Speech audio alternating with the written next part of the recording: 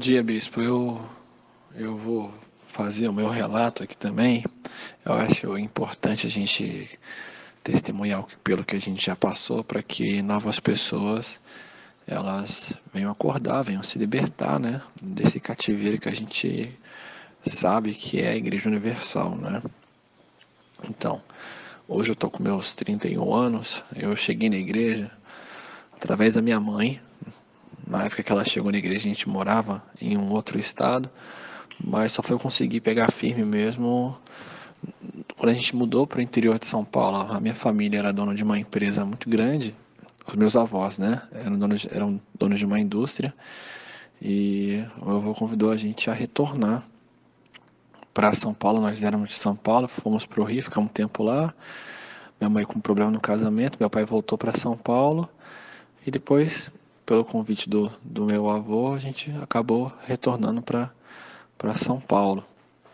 Meu avô tinha uma indústria bem grande no interior ali, e por conta do problema no casamento que meu pai tinha com a minha mãe ela pegou, se sentiu vulnerável e conheceu a Igreja Universal, e a gente começou ali, né? Eu de primeira entrei ali mais com medo, né, do, do, do que eles pregavam do que pelo arrependimento, né? A gente tem muito mais medo no começo do que a vontade de se entregar. Então, minha mãe me levava sempre na terça-feira, eu morria de medo, era criança. Aí pronto, aí peguei firme, ali com meus 15 anos, por aí eu fui levantado ao obreiro pelas mãos de um bispo, que a gente frequentava ali em São Paulo, uma sede regional relativamente grande, né, para os padrões da Igreja Universal. E ali comecei a caminhada, né? Comecei a caminhada, eu era um rapaz bastante ativo na igreja. Então a gente passa aquele momento de estar no grupo jovem, de ser um obreiro do grupo jovem, de estar mais próximo ali e tal. Só que é o seguinte, eu sempre tive dentro de mim aquela vontade de me formar, porque diferente dos outros meninos que chegam na Igreja Universal, que eles são muito pobres, eles não têm nenhum espelho dentro de casa, de pessoas que tenham senso crítico e tudo mais. A minha família já tinha gente com formação, o meu avô tinha a indústria dele, era o presidente da indústria dele, então tinha aquela coisa, né, de me formar e tudo mais, e eu tinha aquilo dentro do meu coração: ó, eu vou me formar primeiro, e depois de formado eu vou procurar, né, entrar na obra, mas primeiro a minha formação, porque minha formação vai ser uma coisa que ninguém vai conseguir tirar de mim, né? Eu posso até me ajudar na obra e tudo mais com a minha formação, mas disso eu não abro mão, né? E passei muita humilhação por conta disso, porque eu preferia a formação. Então às vezes tinha que estudar, e eu passou: rapaz, larga essa escola, rapaz, vem fazer a obra, e não sei o quê. E eu lembro que eu era bem novinho, chegou uma época que eu era bem novo, e o regional era bem novo também. Ele falava: rapaz, eu, é, eu tive convite da minha família também tem posse, minha família me chamou para ir para morar com eles na Europa, e eu larguei tudo para poder servir a Jesus. Eu tô com o bispo Romualdo aqui no telefone querendo alguém para fazer obra, e vocês não querem nada com nada, e não sei o quê. Enfim, eu, porque era uma pessoa que sabia falar, que sabia me expressar, por mais que fosse novo, eu comecei a andar mais próximo dos pastores, né? Então, eu me colocava à disposição também. Então, quando alguém precisava fazer alguma coisa, eu sempre estava ali disponível. E era uma sede regional, então andava com o regional, andava com o segundo, andava com os auxiliares. Durante um tempo eu abria a sede, né? Eu ficava ali, abria a sede, dividia o quarto com os auxiliares. Inclusive, um dos auxiliares, tem auxiliar que eu dividia quarto na sede, que hoje é bispo da igreja, né? Hoje é bispo. E assim, aquela coisa de querer agradar, e às vezes não, porque eu não tinha mesada, meu pai me não dava mesada nem nada, então comecei a trabalhar bem novo, em uma empresa de um obreiro também, que hoje ele até chegou a ser estadual, ele está de regional em São Paulo, ele chegou a ser estadual, perdeu o estado. E assim, a gente, por mais que a gente estava ali, a gente vendo assim algumas coisas, alguns escândalos acontecendo, a gente mantinha a pureza, né? Inclusive esse rapaz que trabalhava comigo, eu trabalhava na empresa do pai dele, na empresinha do pai dele. E eu via que ele tinha dedicação, ele era um obreiro que se dedicava, uma pessoa pura. Hoje eu sei que ele é uma pessoa completamente diferente. Hoje eu sei disso, pelo que as minhas pessoas me contam, assim, ah, o fulano de tal não é a mesma pessoa, né? Mudou completamente. Hoje ele é assim, assado, humilha, não sei o que. Mas na minha época, quando eu trabalhava com ele, quando a gente convivia, não era. Então, quer dizer, a igreja mudou completamente a pessoa. Transformou numa pessoa competitiva, transformou numa pessoa insensível. É assim que a Igreja Universal faz com a gente, né? É assim que a Igreja Universal faz com a gente.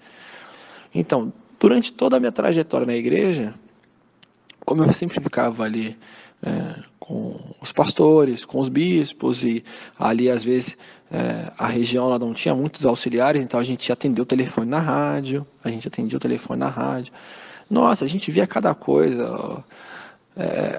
Eu já cheguei a ver o pastor lá casado, assediando a menina da rádio, falando besteira para a menina da rádio.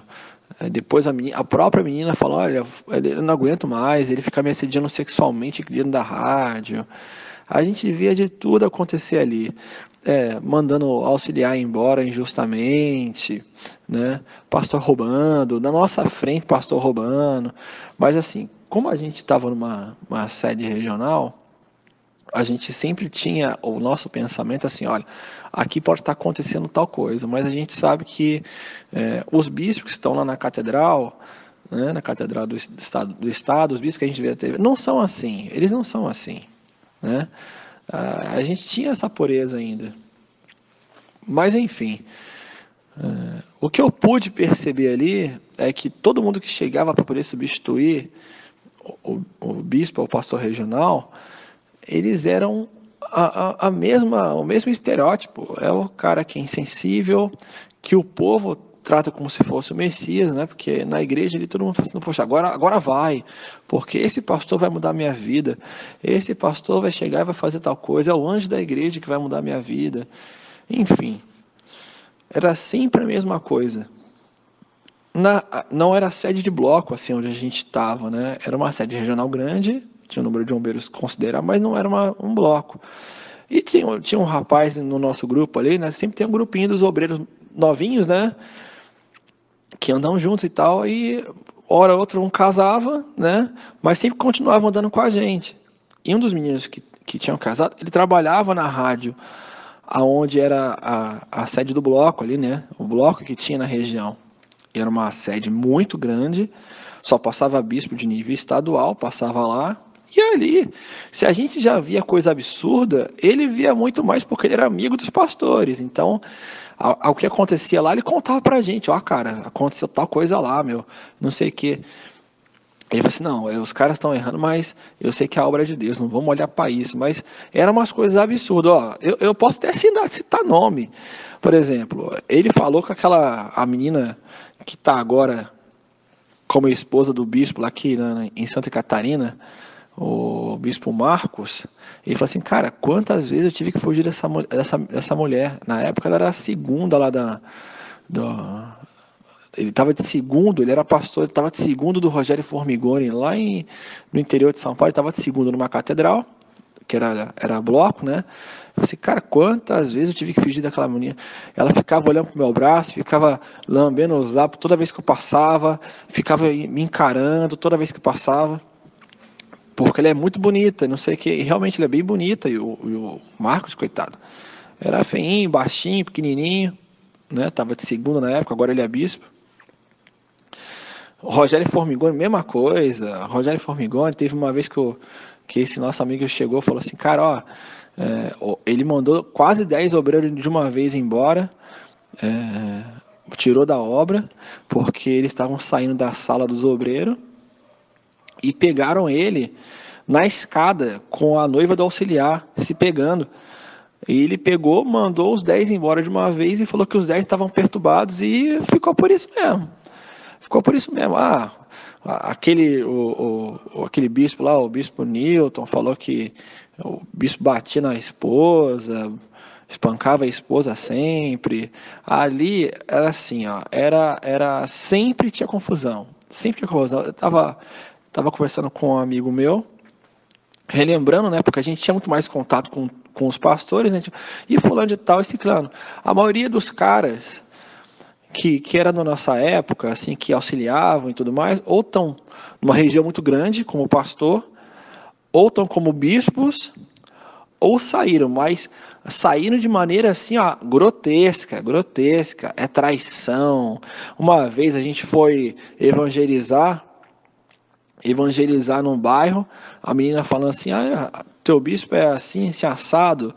Aí a gente, é esse mesmo, então, eu sou garota de programa no lugar tal, ele sempre vai lá toda quinta-feira à noite, ele tá lá com um monte de cara lá, deve ser tudo pastor da sua igreja lá, eles sempre vão lá. Eles sempre vão lá. Então, aquela coisa, a gente sempre ficava sabendo, e isso sempre se perpetuou, né? Mas, enfim, depois de passar do tempo lá, eu não estava mais aquela coisa de frequentar sempre, porque eu estava focado nos estudos e tal, vestibular, e passei numa universidade pública, e tive que me mudar de estado. Aí eu pedi a carta de transferência pro pastor, ele ficou, não tinha o que fazer, então me deu a carta. Daí eu me mudei e fui para uma catedral estadual. Aí eu tive muito mais contato com os bispos, aqueles bispos que eu falasse, não, esses aí eles não devem fazer, né? Não devem aprontar. Aí sim, eu tive contato com eles. Por quê? Porque quando eu me casei, eu vim para outro estado. Depois de pouco tempo, conheci uma obreira. A gente namorou bem pouco tempo, assim, e o líder do grupo já falou assim: não, vocês têm que casar, vocês têm que casar, vocês têm que casar, têm que casar. Eu, contra a vontade dos meus pais ficaram revoltados. Meus pais ficaram revoltados. Assim, vocês têm que casar. E não sei o que. E a gente fez o casamento. Nós nos casamos bem rápido, assim, né? Sei lá, fiquei noivo uns 7 meses e fiquei namorando uns 3 meses. Então me casei muito rápido, não conhecia a pessoa direito e tal, mas vamos lá, né? Vamos na fé, que nem se diz na igreja.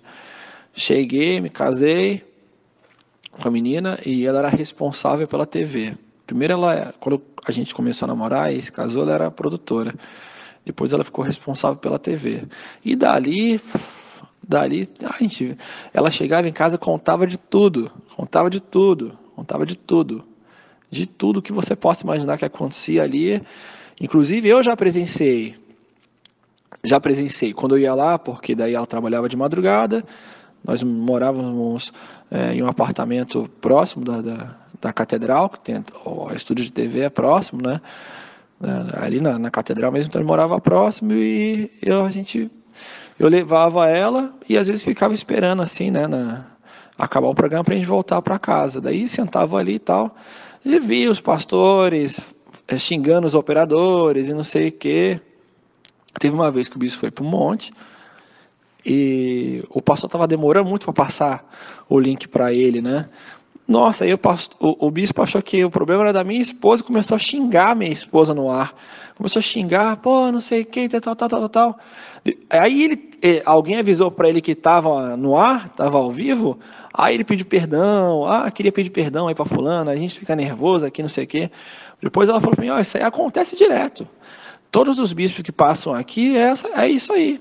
Bispo Fernando Vassolé jogava sapato nos operadores de rádio, batia nos auxiliar. Pastor, que agora é bispo, né? Bispo Alexandre Mendes, a mesma coisa. Já o operador que era humilhado por ele, colocou ele no ar, ele cometendo atrocidade e tiraram ele daqui. Bispo Marcos Vinícius, a mesma coisa. E esse bispo aí também é a mesma coisa. É tudo farinha do mesmo saco, tudo farinha do mesmo saco. Então, resumindo, o que me motivou a sair da igreja? Sair definitivamente assim. A minha esposa já estava descrente do que estava acontecendo, porque a gente trabalhava bastante, eu trabalhava bastante, estava fazendo já a graduação, a gente era muito novo e era muita pressão sabe, vocês são da igreja, vocês sabem, porque a gente não conseguia construir nada. Ela trabalhando em 2 empregos, em um, e a gente não conseguia construir, porque a gente pegava o dinheiro, comprava alguma coisa e depois colocava no envelope, ela chorando, aí aluguel atrasado, condomínio atrasado, nunca conseguia construir nada. A gente comprava uma TV, vendia na Fogueira Santa, comprava o computador, vendia na Fogueira Santa. Ela ficava muito estressada ficava. Pegou e não estava indo mais, ela trabalhava e não frequentava, não colocava mais uniforme. E eu ficava estressado, eu chegava em casa e começava a orar por ela e via que não estava dando certo e tudo mais. Até que tinha uma menina que andava muito com a gente e ela começou a viajar. Ela era uma obreira que era da catedral lá de Santa Maria, em São Paulo. Ela sempre e estava no outro estado com a gente, então ela conhecia bastante gente de Santa Maria, né? Então ela conhecia mais ainda os bispos do que a gente. Então ela estava bem mais vacinada. Aí elas eram muito amigas, né? As duas. Até que em uma determinada ocasião, a minha esposa, ela chegou em casa chorando, falou, olha, ó, amor, a gente tá acontecendo assim, se assado. O que estava acontecendo? O pastor estava assediando ela. Estava assediando. O pastor, que era responsável pela TV acima dela, né, que assinava no lugar dela, estava assediando ela. Daí eu fiquei muito nervoso, fiquei muito revoltado e na hora você tem que manter a sobriedade. Eu já como era um cara já que já sabia como é que funcionava, eu não podia levar de uma hora para outra. Eu ia ter que pegar a prova, porque o cara era um cara grande, tinha que pegar a prova para levar para o bispo, que era o responsável do estado. Depois com prova, aí ia ser com ele. Aí eu comecei a conversar com outras pessoas, né? Que trabalhavam na TV, aí até descobri que já tinha umas 3 pessoas que tinham passado pela mesma situação que a minha esposa. Aí eu reuni, chamei uma por vez, né? Conversei, depois chamei todas, e tinha mulheres que eram casadas, que o marido era obreiro, ou senão que o marido era membro.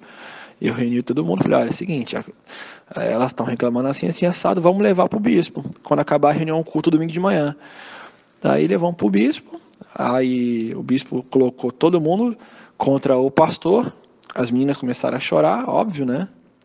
Na frente do agressor ali, começaram a chorar, e o camarada negou, daí o bispo, olha, é a palavra de vocês contra a palavra dele. E decidiu deixar o cara na obra. Mas por quê? Porque o cara cresce, né? Decidiu deixar o cara na obra, o cara só não colocava gravata, mas ele continuou de pastor. Depois de um tempo aí jogaram ele na Venezuela. Ele está na Venezuela agora, se não me engano.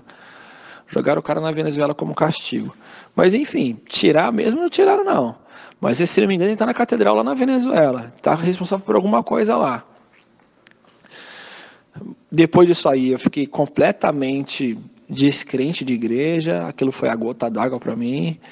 E as meninas já não queriam mais ir. Depois eu procurei, eu saí de uma vez, assim, saí da igreja. A gente procurou outras igrejas no mesmo segmento, né, o pentecostal, só que foi a mesma coisa, foi a mesma situação, aquela coisa, sabe? Teatral, e eu já estava já de saco cheio, até que depois de um tempo de tanto trauma que a minha esposa já tinha, ela vendo que não ia desistir de procurar a igreja, de me abandonar de igreja e tudo mais, ela pediu o divórcio. Você não quer, porque eu não consigo pisar numa igreja. Quer dizer, a menina toda traumatizada, né? Nos separamos, mas eu continuei procurando um lugar, sem conseguir achar, até que encontrei por recomendação de uma ex-obreira, encontrei a Igreja Batista, né? E lá eu já cheguei, já não entendia nada do que era falado. Foi um processo de compreender que eu não entendia nada sobre a Bíblia, por mais que eu tinha ficado 10 anos como obreiro, do lado dos pastores e tudo mais, eu me achava um cara que entendia de Bíblia, mas na verdade só entendia de algumas histórias que eram repetidas na igreja, não tinha conhecimento profundo de nada. né? Aí quando eu cheguei na Igreja Batista, assim, eu via como é que era o sistema deles, e a primeira coisa que eles pediram foi que eu me batizasse de novo, porque eles não consideravam a Igreja Universal uma igreja, eles consideravam a Igreja Universal uma seita. Tive que aprender tudo de novo. Foi uma coisa que foi chocante para mim, porque eu via que as crianças da escola bíblica entendiam mais sobre a Bíblia do que eu, que tinha sido 10 anos obreiro, né? Enfim, passei por todo esse processo assim, de reaprender o que é a Bíblia. Procurei uma igreja reformada, né? Aprendi sobre os 5 pontos, aprendi sobre tudo. Aí sim, foi um abismo, né? Depois desse tempo aí, infelizmente, o meu avô, aquele que era dono de uma indústria e tudo mais, ele começou a ir para a Igreja Universal, tentando salvar a empresa de uma crise. Bispos iam visitar a casa do meu avô e tudo mais, né? Quando a pessoa tem dinheiro, né? O próprio bispo ali do bloco vai visitar você. E, enfim, tiraram tudo que meu avô tinha. Hoje meu avô é uma pessoa que ele vive numa casa simples, que é alugada, que não pode ser nem alugada no nome dele. O meu pai alugou no nome dele, pro meu avô. Ele, assim, vive da aposentadoria dele, porque ele foi executivo de uma empresa durante muitos anos e se aposentou antes de abrir a indústria. Então ele vive dessa aposentadoria, uma aposentadoria ok, mas nada se compara com a vida que ele tinha. Já morou em diversos países e tudo mais, mas hoje ele vive uma vida simples, né? A gente está tentando se reconstruir agora. Eu sou uma pessoa que é formada, eu tenho empresa. A minha empresa hoje ela está em outros continentes. Eu tenho a sede nos Estados Unidos, na Europa. Eu estou trabalhando aqui no Brasil, mas eu tenho um sócio fora do Brasil que mora lá. Enfim, estamos tentando se reconstruir, mas é muito triste ver essa situação. Eu saio do escritório aqui e encontro pessoas que eram amigos de obra, né? Que foram até meu padrinho de casamento. Encontro vendendo as coisas no sinal. É muito complicado, né? Muito complicado. Encontro eles vendendo doce no sinal, sem nada, não tem nada, sabe? As pessoas não têm nada. Eu vejo assim, como a minha vida evoluía, como a deles ficou parada, se não regrediu. Eu volto para a cidade de onde eu era, em São Paulo, eles continuam com a mesma vida, ninguém tem formação, sabe? Muito pelo contrário, as pessoas trabalham nos piores empregos, dão tudo que tem para a igreja. Muito triste, muito triste. As pessoas que trabalham na política são as que conseguem um pouquinho mais, né? Trabalham no PRB, conseguem um pouquinho mais, mesmo assim, não consegue acumular nada, não consegue acumular uma herança para o filho, vamos dizer assim, não consegue acumular nada. Não tem noção nenhuma de Bíblia. Às vezes, aqui fica próximo de uma igreja universal, aí o pastor me para ali para poder evangelizar, e eu dou atenção assim com a educação. Daí ele me pergunta alguma coisa, eu refaço a pergunta, devolvo a pergunta com outra pergunta. Eu falo, e você? Você acredita assim, sim, sim, assado, que Jesus é assim, sim, assado? O pastor fica sem reação, sem saber responder, né? Quer dizer, as pessoas continuam sendo escravizadas na Igreja Universal, vão continuar sendo, né? Sendo escravizadas na Igreja Universal. Mas eu queria deixar esse relato para vocês aí, ó, você que está na Igreja Universal. Olha para o seu lado. Eu já fui obreiro numa igreja com 300 obreiros. Se você está numa igreja com 300 obreiros, faz um teste de estatística básica. Olha para todos os obreiros aí da tua igreja. Quantas fogueiras santas vocês participam por ano? E você mede de 300 obreiros, quantos obreiros realmente são ricos? Vivem aquela vida que a igreja prega? Não tem. Se você achar 2 ou 3, é muito, é muito. E desses 2 ou 3, é gente que trabalha para a igreja. É gente que trabalha para a igreja, seja num cargo aí, comissionado da prefeitura, da assembleia, seja lá onde for. Você sabe disso. Sempre aquela guerra para poder pagar ônibus, e colocam nas costas de vocês pagar produto de limpeza para poder arrumar a catedral, arrumar a igreja. É sempre a mesma coisa. Você que está numa igreja pequena, é você que tem que pagar a comida do pastor, cozinhar para ele, não visita, né, não viaja. Quando alguém da tua família vai falar sobre alguma coisa, você acha que eles estão por baixo, que eles não entendem nada, porque eu vivi isso. Minha mãe, quando saiu da igreja, e foi para uma igreja batista, ela ficava falando, não, meu filho, mas é assim, assado. Não, você não sabe de nada. Eu já via com minha mãe como se fosse uma inimiga, porque eles fazem isso, né? Eles falam, olha, o diabo vai usar a sua família, né? Não dá ouvido para o diabo, porque o diabo vai usar a sua família para te desanimar. Eles fazem você ficar contra a sua família, não é verdade? Então presta atenção. Poxa, tem gente aí. Pô, por exemplo, eu cheguei na igreja batista, não estou falando que lá é uma igreja melhor, porque tem pessoas mais ricas e etc e tal, porque a função da igreja não é fazer da pessoa ficar rica, mas sim a função da igreja é pregar o arrependimento, né? É arrependimento dos pecados. Mas quando eu cheguei lá, é uma igreja batista grande aqui, né? Uma igreja reformada. Eu cheguei lá e eu fiquei escandalizado porque todo mundo tinha uma condição boa. Todo mundo tinha uma formação, todo mundo já tinha feito faculdade. As pessoas novinhas, assim, 22, 23 anos, já tinha faculdade, já tinha terminado a faculdade.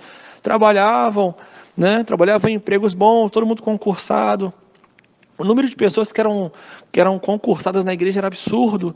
Lá eu tive contato com gente, com um monte de juiz, promotor dentro da igreja. Onde é que isso existe na Igreja Universal? Está todo mundo lascado. É aquela guerra para comprar cachorro-quente, para poder pagar a passagem para o jovem voltar para casa. O obreiro não tem dinheiro para poder voltar para casa, fica pedindo para os obreiros, né? Com a roupa toda suja, muitas das vezes luz cortada do obreiro, né? Então é sempre isso, é sempre isso. Pregam contra a família, né? Muitas vezes você deixa seu filho sem comer, deixa seu filho passando necessidade. Mas por quê? Mas porque tem que colocar no envelope, é a igreja primeiro. Eu dei minha aliança de casamento para colocar no altar. E o que adiantou? Não adiantou nada. Não adiantou nada. Né? Não adiantou nada. Só decepção. Só decepção. Mas, felizmente, eu saí. Felizmente eu saí, eu entendi o Evangelho de Cristo, eu entendi sobre arrependimento, que a função de Cristo, ele veio à Terra para poder fazer com que a gente se arrependesse, né? Porque Jesus, imagina, Jesus morreu na cruz para o cara ficar rico, daí é demais, né? É muita heresia, né? Hoje a obreira, né? A obreira atual, ela me para aqui na frente para poder evangelizar. Eu falo, obreira, você tem quanto tempo de obra? Ela fala, 15. Sobre o que fala o livro de Timóteo? Ela não sabe responder. Sobre o que fala o livro de Romanos?